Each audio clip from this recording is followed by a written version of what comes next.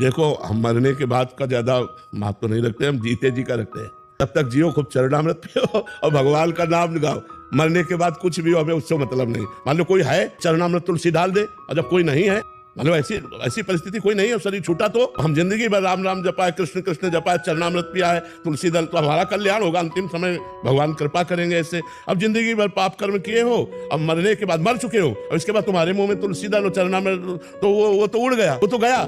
अब मुर्दा में चाहे आग लगाओ चाहे चंदन लगाओ, क्या फर्क पड़ता है। हमारा इन बातों से ज्यादा महत्व नहीं रहता कि अंतिम के बाद आप क्या कर रहे हैं, उससे महत्व। हम कह रहे जिंदगी भर भजन किया है, भगवान का चिंतन किया है, इसके बाद शरीर छूट जाए, फेंक दो शरीर को, तो क्या फर्क पड़ता है। जैसे पुराना कपड़ा कहीं भी फेंक दो, क्या फर्क पड़ता है। हम तो भजन करके निकल गए, अब हमारे इस पिंजड़े को जो मना है सो करो। पर ये तो संस्कार किए जाते हैं कि भाई परिवार के लोग हैं, चलो तीर्थ श्राद्ध प्रयाग में करते हैं, गंगा जी में करते हैं, उस जीव के निमित्त करते हैं जिससे जीव का कल्याण हो। तो उसके पाप कर्म कुछ कर सकते हैं, लेकिन भगवत प्राप्ति थोड़ी हो सकती। भगवत प्राप्ति तो जीते जी गंगा जी का सेवन करो, जीते जी